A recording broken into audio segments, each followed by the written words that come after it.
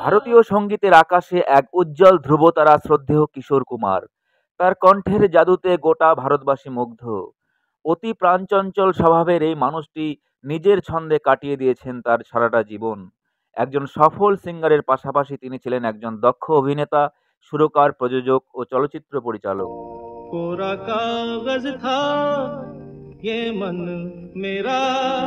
ছোট বয়স থেকেই ছিলেন কে.এল. সাইগালের বড় ভক্ত। মনের অদম্য ইচ্ছা ছিল তার সাথে একবার দেখা করার, আর তাই বিদ্যালয়ের ছুটিতে সোজা বোম্বেতে পাড়ি দিলেন তিনি একবার কে.এল. সাইগালের সাথে দেখা করতে। আর এই বোম্বে এসে শুরু হয় সঙ্গীতের পথ চলা। দাদা ছিলেন অশোক কুমার, যিনি ফিল্মি দুনিয়ার অতি পরিচিত মুখ। তার সুবাদে সুযোগ পেতে দেরি হয়নি তার।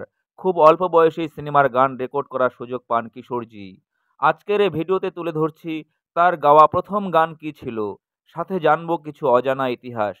সো মিউজিক লাভার বন্ধুরা, ভিডিওটি শেষ পর্যন্ত দেখার অনুরোধ জানাই। लिख लिया नाम इस पे तेरा।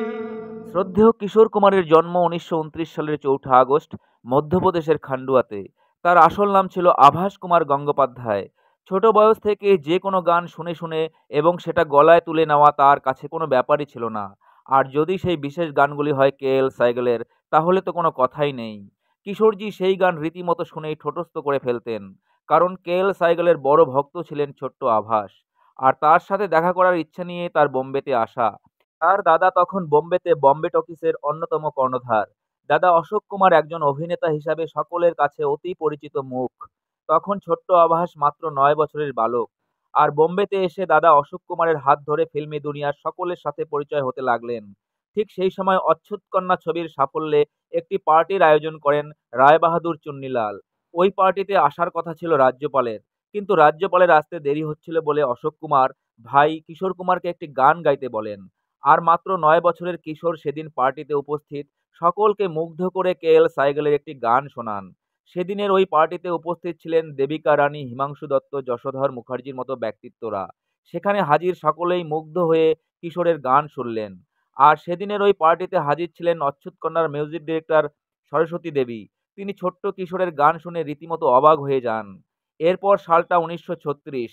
বোম্বে টকিজের ছবি জন্মভূমির গান রেকর্ড করার সময় সঙ্গীত পরিচালক সরস্বতী দেবী অশোক কুমারকে একান্তে বলেছিলেন ছেলেটিকে মিউজিক রুমে পাঠিয়ে দিতে, কিন্তু দাদা অশোক কুমার রাজি হননি। কারণ দাদা অশোক কুমার চাননি তার ছোট ভাই এই ফিল্মি দুনিয়ায় জড়িয়ে পড়ুক। কিন্তু সঙ্গীত পরিচালক সরস্বতী দেবী তার ইচ্ছে পূরণ করেছিলেন।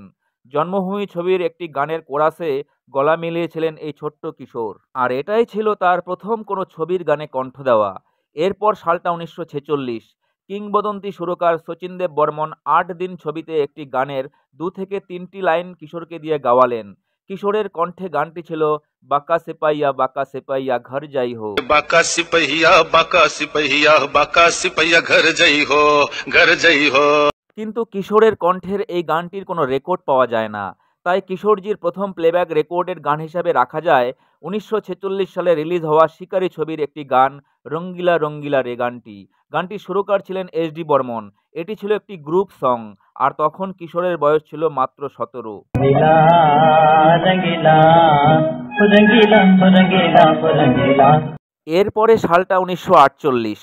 দাদা অশোক কুমার ছবিতে গান গাওয়ার সুযোগ করে দিলেন কিশোর কুমারকে। বোম্বে টকিজের ছবি জিদ্দিতে 2টি গান গাওয়ার সুযোগ করে দেন কিশোরকে।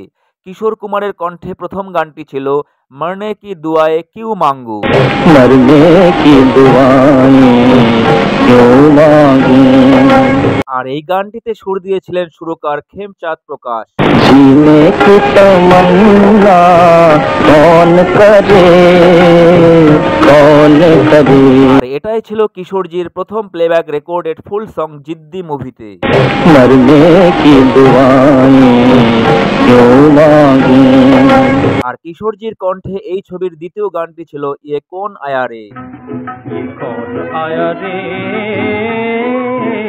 আর এই ছবিতে অভিনয় করেন দেবানন্দ, কামিনী কৌশল প্রমুখ। ছবিটি মুক্তি পায় 1948 সালে বোম্বে টকিজে। करके ये 16 सिंगार ओ कौन आया। ছবিটি তেমনভাবে হিট না হলেও গানগুলি সকলের ভালো লেগেছিল। আর এরপর কিশোর কুমারকে আর পেছনে ফিরে তাকাতে হয়নি।